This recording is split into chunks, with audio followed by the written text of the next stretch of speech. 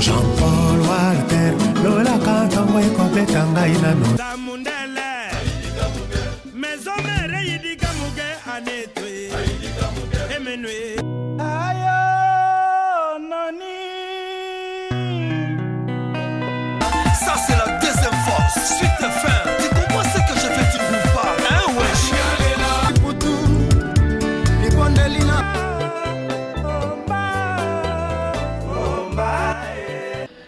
Mbote mingi banandi ya numérique télévision. Merci Ning Bozali ébélé devant ma poste télévision Nabino Kolanda émission Oyo balade culturelle présentée par Omba Potongo que je suis la valeur ajoutée de la presse congolaise. Merci l'équipe technique en compagnie na après-midi à Lelo. Voilà cette émission Bobi Bieza partagé dans 3 rubriques. Première rubrique to le Rabino rendez-vous de la semaine, rendez-vous de la semaine ou place au mission nous va prester pendant au courant de la semaine. C'est sa première rubrique Nabino rendez-vous et puis deuxième rubrique que ça bon rubrique focus tout ça de son sur terrain émission balade culturelle que Nabino va place au mission nous va prester pendant et au courant de la semaine et puis troisième rubrique Nabino c'est bon rubrique invité tu auras un ou une invitée à travers cette émission tu m'as bête ma solo allons à l'âge tout au long de cette émission. Vous le savez bien, le rendez-vous de la semaine cette semaine ici rendez-vous culturel, toutes les activités culturelles déjà suspendues dû à la raison au Nganabino Toyebi voilà jusqu'à la nouvelle heure de trouver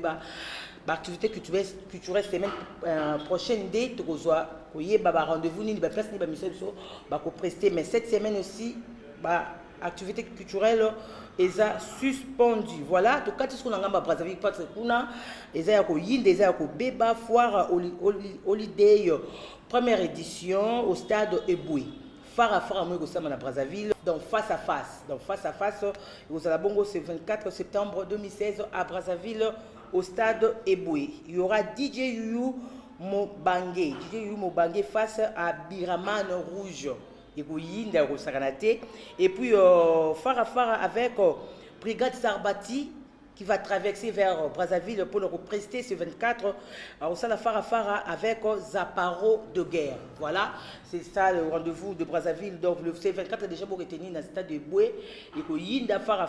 On continue avec le rendez-vous. Voilà il y a Brazzaville, l'orchestre Kamuzika de Pointe-Noire va livrer un concert le samedi 1er octobre 2016 à Brazzaville, au karaoké bar le Diplomate à partir de 19h. Pour traverser on a qui ma balade culturelle pour que les images quand on est au Messane au 4 à Brazzaville au 4 à Gabon au 4 à Cameroun au 4 de partout parce que monsieur ça balade culturelle dans nos activités culturelles partout à travers place bazo beng sabiso parce que bazo beng sabiso trop kendi et puis retenez que chaque vendredi l'artiste Kevin Bwandé arrivera concert chaque vendredi au karaoké quand on a place concert à Ka musique au Beta je sais bien bateau aux à Brazzaville boyebi au karaoké ça juste en plein centre ville bao bazarana Kinshasa, so vous traverser pendant le week-end. Chaque vendredi, vous retenez que na karaoké, Kevin Bwandé a livré un concert pour na karaoké. Voilà. Et puis concert de Wallo Boss Tino, il va livrer un concert, il livre un concert chaque samedi quand on a même place na karaoké bar en plein centre-ville na Brazzaville. Ce que toujours on a Kinshasa, tu sais bien Boyer. Retenez que c'est 30 septembre 2016 sortie officielle de dernier souffle de Papa Wemba qui m'a fumé l'Union Katembe. Nous a laissé ça fait 5 mois déjà passé. Paix à son âme Papa Wemba, il a laissé 10 chansons en studio déjà. C'est 30 septembre déjà, Papa Wemba a album Moana, déjà il y a 10 chansons, dernier souffle de Papa Wemba. Et puis retenez le samedi 15 octobre, dans hommage à Papa Wemba à Paris, soirée Bana Papa, de génération en génération. C'est 15 octobre déjà, il y aura Juna Janana, il y aura déjà Bananio, surtout qui est Master Papa Wemba tout. Wana na Paris, na City Zik, au Paris, na City Zik et Koyinda Mabé de 23h à l'aube. Déjà c'est 15 octobre, hommage à Papa Wemba. Les gens continuent à pleurer Papa Wemba na Paris, les babi Koyinda c'est 15 octobre. Oui, parce que exact Koyinda, tu as image à travers Master Poto, Master Paris. Vraiment, je tiens aussi à remercier ma Émilie à Londres, Maman Likilimba. Merci beaucoup à vous parce que vous avez une image bien ma casse. On continue avec notre rubrique Focus. Deuxième rubrique de cette émission, Focus, tout ça à descendre sur le terrain pour la activité culturelle pendant le courant de la semaine. Remise de trophée Congo Kin Malebo. Kin Malebo, deuxième édition. Après ça, qui remise à la trophée, l'artiste Steve Bandoma, il a un trophée pour meilleur artiste contemporain. Ensuite, en image, comment ça a été la remise de trophée. Ensuite. Là, j'appelle déjà messieurs Steve Bandoma sous vos acclamations. Alors, il avance. Il faut les encourager. Monsieur Steve Bandoma qui fait un travail impeccable, qui honore les pays. Merci d'abord pour Maxi Agency pour cette deuxième opportunité de m'honorer. L'année passée, je crois, c'était avec un diplôme de mérite et cette fois-ci avec un trophée international. Donc, je vois que aussi vous êtes en train de vous professionnaliser davantage, ce qui est bien pour le pays. Et seulement, juste en un mot, bon, excusez-moi, je parle un peu trop quelquefois. Moi, c'est Steve Bandoma, je fais les beaux-arts, je suis parti vite. Aussitôt, j'ai fini les études. En 2004, je suis parti en Afrique du Sud. Dans mes aventures, j'ai encore appris l'art et j'ai fait des formations professionnelles. Puis j'ai remporté des prix prestigieux, France, Paris, Culture France, Suisse, Provincia, États-Unis, partout. On honore si bien, on défend si bien le couleurs de notre pays. Et là, je n'aurais pas achevé mon aîné Jean Louval, il y a Jean. Donc, quelquefois, souvent, nous les artistes, nous ne gardons pas notre nom de la poche. Et moi, quand je passe à la télé, autant je parle culture, je parle politique. Parce que, comme vous savez, si vous en occupez pas, elle prendra bien soin de vous. Félicitations à toi l'artiste Steve Bandoma qui a eu le trophée de meilleur artiste contemporain. Merci. Et aussi, il y avait aussi Jean Goubal qu'on n'a pas eu les images, qui avait eu aussi son trophée. Voilà, ça s'est bien passé. Merci beaucoup à toi, Steve, et félicitations à toi, Steve Bandoma.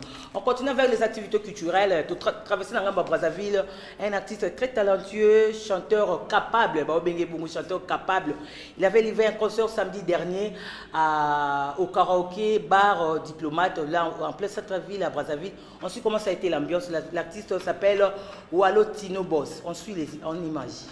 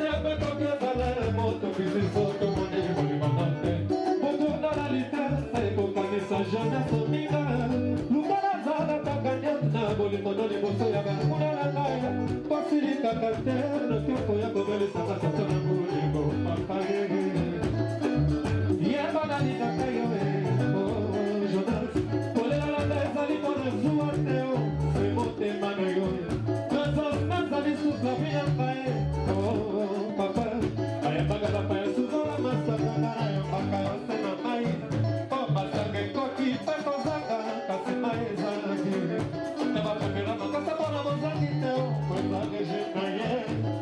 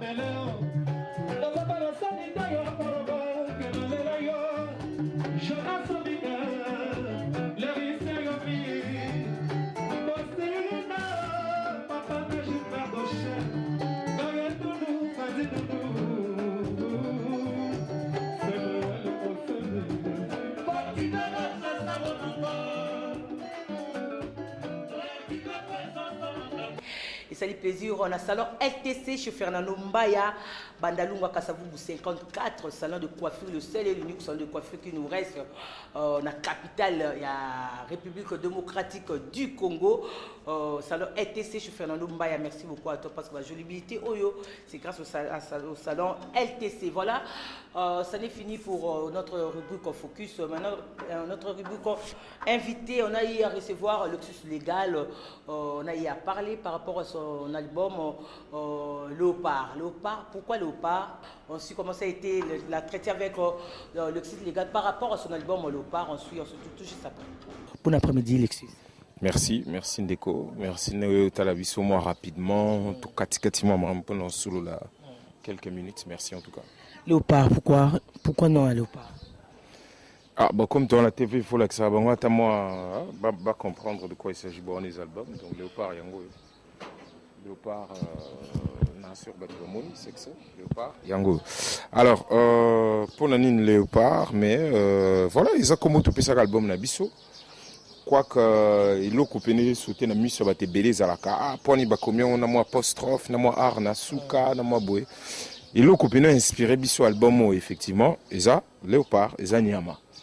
Eza Nyama ya Congo Léopard, Nyama o ba pesa, Eza emblème ya Congo. Ibi que ba Congolais partout, place Bazali. Eza na mamunyoso tout ça là, emblème na biso ya Léopard, ba équipe nyoso ya ba Masano, nyoso en fait sur le nom officiel. Nenge Zalaka, les sobriquets, il y a Makamna Bissomingi Zalaka, tout Zalaka représenté par symbole, il y a Nyamana Léopard. Nyamana, c'est quoi, moi, particularité, mon corps. Particularité, les Arasois, ça moni, Nyamamsus, Oye, Foalia. Avant d'attaquer, avant d'Olanda, Imbangu, au monde, abattre Makamouké, Namatiti, et puis Avandi, calme, silence. Vous comprenez? Avant d'attaquer Nyamana, à sa moni, m'a dit calme, quelques secondes autour, 1 minute, après, attaquer. C'est qu'au biso, silence, on a ngonga, on a Nyamana attaqué. Silence, on a inspiré à biso album. Et on moni, comment pena, en grand, briser le silence sans handicaper la parole. Vous comprendre? Donc, silence, on a moutou, et pessi biso, et inspiré biso album. Siko yoko lolobi banani bazal Léopard kasi nani azanya mawe foboli ya otobozolanda namunga o yufozo Léopard kezanga ezayo ezande kona biso cameraman ezam tutu azan l'impression que bande kona biso ya politique balekeli biso boule fort na marambe belé trop et puis belé maram na bango nyoso so monio bake place kingani bako solo la o babandolo baloba boye o ba signé boye ya ramam na bango nana beta masolo ya ngana yo outo ya tukuti ba point nzele bukani biso moko ba petit bazo sala yo moko focha mo albo na poche wa c'est la bino na bina terrassé ba vous comprendre donc eza ko yebisa bango que album mo eza un avantage ya ko yebisa bango bokeba Luxus Légal bakeba mais dialogue en puis bandit tout le plutôt sur la on passe toujours le pizza clé album ils avaient ko revendiquer ko télémisa ko fungola batu misu na o ba bakité sur à propos ya mboka dialogue aux contre tout pour bon on est limité nga par exemple na obetara masola dialogue nga la vite par exemple album o pendezo ba masolo ya banda ba 1962 aux Holanda pour banda ba ya Louvanium ti o ba concertation o ba Saint-City o ba Gaberon o marché za mamba politique ba beta mamba socialité donc surtout bika to beta pour dialogue ça mamba lelo et puis ça n'est moi genre mais si on a bi faut na répondre non je suis très à l'aise ezaka que résolution on a 2277 oyo et l'Obama mamba dialogue liboso yo so mona politicien mo tanga ba politicien na ba bango tout natikalo bisote ceux qui opposition ceux qui majorité ce nabi bango tout yo so mona moka leki abengi yo madame Omba otongai otonde kona biso cameraman so mona moka leka bi bon expliquer bino avant ba dialogue ya n'expliquer bino pour kuna les États-Unis kuna ONU et ça les résolutions 2277 et le maman il faut dialoguer ça les ce que biso doit tourner bon ah ba lobi ka dialogue il faut seulement pour na nini makamnini ba lo banakati yo so mona mtayo yebisa te to monika e komi erreur sale to monika ba o ba bi dialogue fait ya ba o ba bi boy salemi to moni ba o ba boy to moni ba o ba ndimi aux Holanda ngana yo nana tuna biso omoni kesa mamna bango omoni yango susu ok ngana otola na baba très sérieux donc na ndenge ya ngana yo soko tali atende kona biso ma otoya derrière so yoki ya beni yo munna mambanu zoka mamba beni on a besoin de so tali nombre batu bazokufa ba problème mani et moi il fallait classe politique wana mobimba na lobi mobimba des fois ba mona que atatu so na makambo na biso atatu zo finga na atatu lingani teme makambo eleki kuna na beni te to zela non to yana biso nyonso to so na après bamboka nyonso basala bon pour États-Unis ngezala mukolo 11 septembre salemaki vous comprendre ba républicain ba alaki ba démocrate ba alaki mais balobi te bokata makambo nyonso kofinga nyonso stop mboka eza attaqué ozo comprendre il faut tout ça les batu nyonso malgré opposition tonini bon tout derrière président là derrière armée na bango bamboka ebele sala boza la ba France ça ata na Afrika bamboka ebele la biso nzela ya biso ezala kaka ata bazo bomba ndenge nini omonaka o alekine na TV oui vraiment to condamner mambeleki na beni mais omoni biso ndenge tozali ato lobby to boy kaka ozi bango. Oh, mais attends, mais franchement, tu vas faire quoi? Il y a on a lobby que c'est pas forcément, ils ont forcément m'embêter la bisoté. Ce qu'on est n'gana ngongo na golo bate, c'est na bina pour dialogue. Na muta kamoko, webiga kin na bino bata ba internet, bozalaka na mambebele bele. Ce na bina quand na bina lingi dialogue, problème. Ce ko lobby o lingi dialogue te, oza muta kamoko, problème. Ngala lobby kaka na ndenge wutela kuna na state. Na ndenge komela, na ba o ba bengaka, na ba o ba salisi. Nani ayaka kutuna ngai ya vinanga soki ngai te nana tuna rata ndeko moko vandara après 2 avenues à vinaye et puis ndeko wana expliquer nga na monati donc à partir de là na obeza makambo ya ba politicien quoique danger nango eza que ba résolution nango c'est ba conclusion nango peu importe ndenge ba atterrir et concernant kangana place na mo nango suko vraiment que batona ba saka na biso nyonso yangwana na ba o ba boyi na ba o ba lingi oleba swana ka entre bango oleba bunda entre bango tokola mukape boya Lexus abimari boye ba koleli azu problème otona ya omba banda le ka jour na boye ba koleli problème ponani ba conséquence ya ba problème na bango et puis na batumsu bazo kipaka oleba.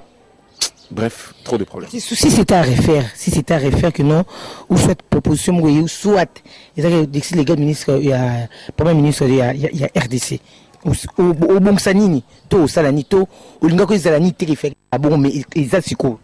Nabi qui a beaucoup de chance, c'est le Kopamba. Pour tout le monde, il y a un comme le premier ministre. Donc, il y a une chance, c'est le Kopamba pour.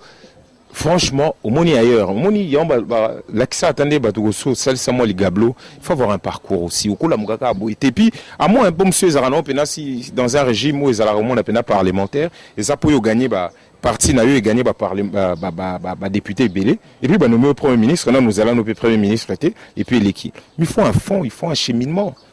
Il faut, c'est pas des choses et à la la mugika bo lesquels batio na poste mo lesquels batunyoso parce que du coup tu au risque là que ça ce qu'on appelle l'amateurisme na babilo ko na point moko zéro quoi qu'ils na classe monte batange la ngombala moko mais ça na moi cheminement moko ate à mwanda musala que après on maîtrise ou là que ça cause na ba capacité na donc ngapona koma ndenge lobi ba nommé premier ministre nabi tikanga déjà comme déjà yo lobby on a genre wana.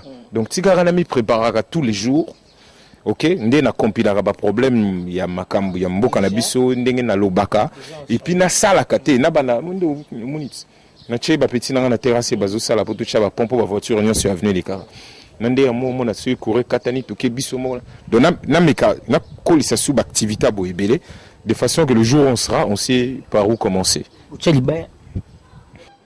Les droits na biso tout muta ko boya ngo tazate so na lobi bon maintenant je me sens prêt je vais y aller et là quand il faut mon ba grand batou pena ba loba na genre que ce modèle azoloba donc lobi so à côté zonere mboke bongi sauf qu'on se trompe c'est pas les rôles des députés mais malheureusement baté belé netinga na yo tomicha netika neti batwana bakanisa pena que oui député autonk sanzela wa député rucha courant wa et puis bon mutupe so nga kota c'est les discours que catégorie à batumo balinga koyoka kozanga koyeba ye pa ya lobi vraiment so bono mengai nakolobele la bino toko chakurawa toko zong samai awa toko salabo tenga moi je suis pas là moi je respecte tout le monde je sais que bah on a cadre il y a boulot nanga je m'évite de rentrer dans le biga que de toute façon presque bango tout c'était ça leur discours bozuma quelques polos bozu quelques païnes bozuma machin et bah les cas sur ma place on a bakina pour voter après, ça dépend un peu comment maman la charge, bah nommé commis député, pardon, bah élire député, mutakufa na quartier, il faut kunda, machin, ce qu'il faut tout na batona, mutwana zora la roi. Mais souvent dans l'objet un album nanga bon, ben émolument il est capé tellement belé, parce que les fonctionnaires bah fouta gaé $100 na francs, yo bazo fouta aussi $5,000 en dollars, au comprendre que bah bazo la matanga, bah chez olala donc parce que tu es bimingi. T'es que en fait il y a un rôle à député, rôle à député alors non, bah rôle n'est pas simple.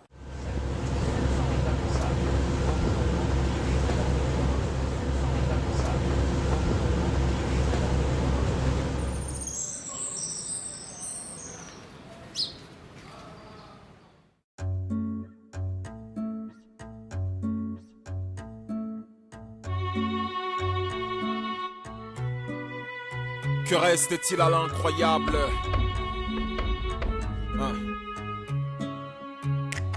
Incompris comme aux premières heures d'une naissance, insoumis, sourit à la résistance. Dors d'un œil, bruit des bottes, l'esprit gigote, en quête des connaissances.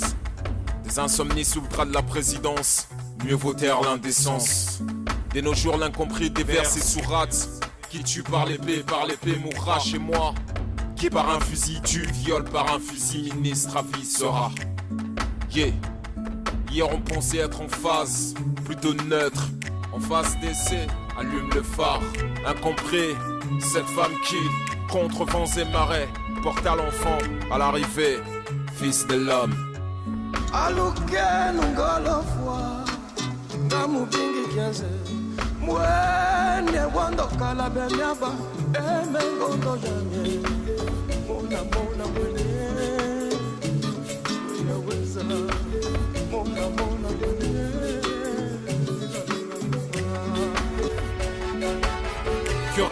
Mais pourquoi on se donnera mingi na mamamboka? Pourquoi qu'on s'en foutait de la mission sur s'en foutre raté? N'assure que nakolo bisaba nakolo bapona ndola nandimite katane ndeko mon côté musicien mon côté à congolais de le bas s'en foutaka donc on s'en foutait d'ako yemba bayemba mamna ba amour yaka to vanda kota na ndaku panza boy balusa boy mais toi dans chaque album vous avez revendiqué le droit à la population et au peuple congolais. Qu'est-ce qui se passe réellement? On m'a dit que moi, amour, et ça, la bâtisse, moi, bien belé. Il y a un peu de stade de Tondaka aux Hollanda. Et on te coquille copie, mais la bango, droit à ce qu'il pense. Un gars, effectivement, c'est peut-être ça qui m'inspire. C'est le fait de voir, je dis, c'est pas possible. Donc, tu continues Koloba, tu continues tu en abandones mon pays. On va monter ça là que bon, on va taper stade parce que au-delà yo, moni na ba petit na mo ba bisa jour mo ba vieux. Moni yo faut comme un niveau mo boye. L'autre ça biso be mo ndambo. Pour ba yo yemba kana oui eza solo. Mais vous rappelez biso ka mambo to yebi. Solo bi mogai eza donc et comment normal. Sur le bi piaka comment normal. Sur le bio mais maïzate normal. Donc vieux. Oh ba ibimbongo kuna normal. Chaque jour. Ce que yo comme mutu mo boy, uzuma ba vrai momi, ou sali clip atana mo plage moko boy, ou chimo ba car moko boy poto.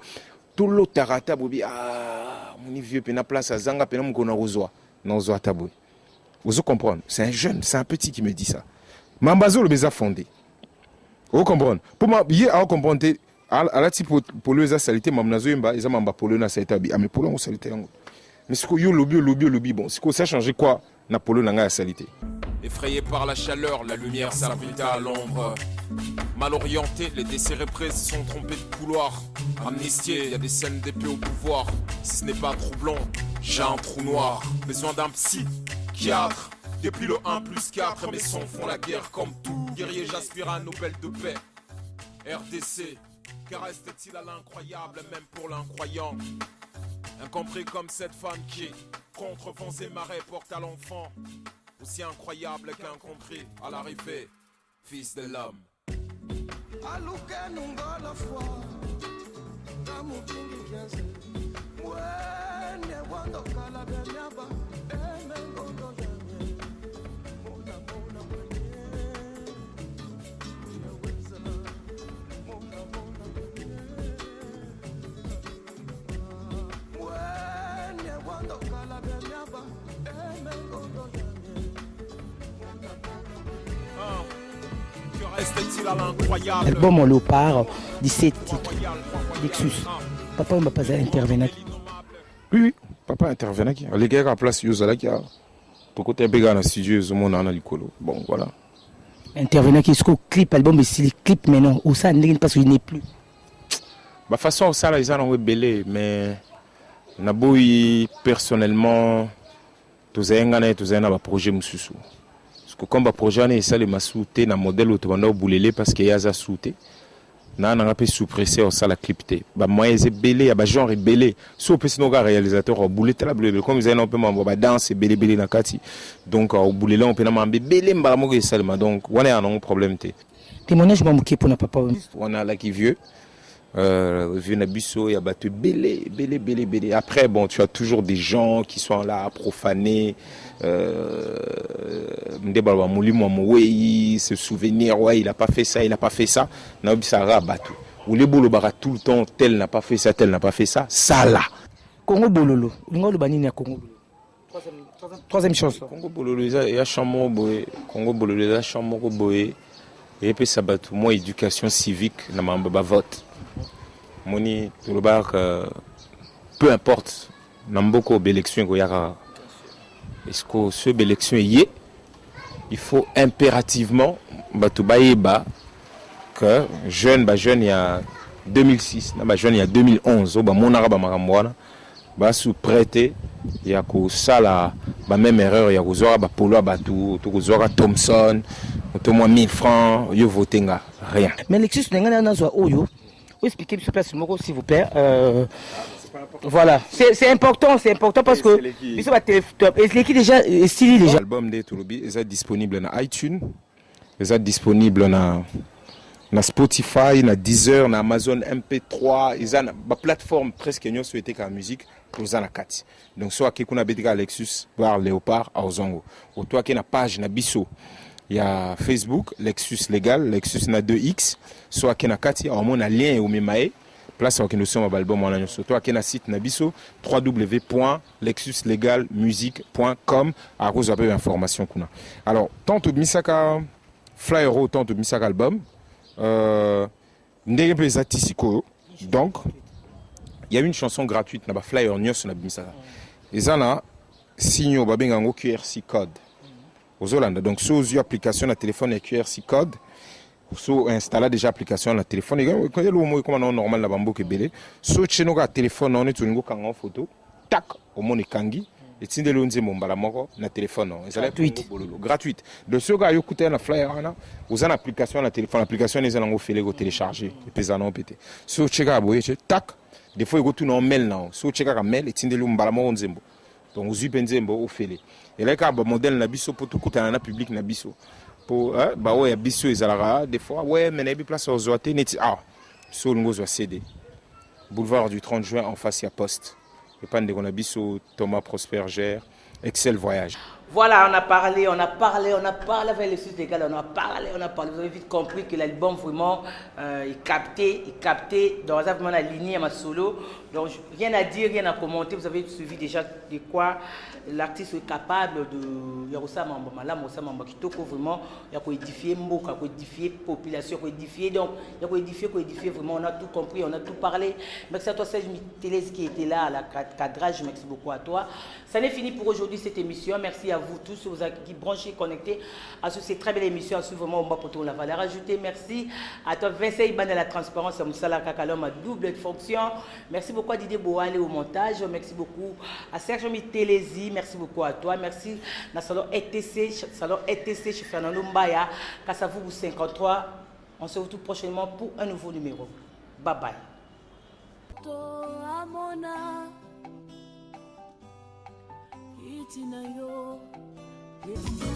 Jean-Paul Walter, Lola Kanta, Weko Betanga Inano. anetwe emenwe ayo nani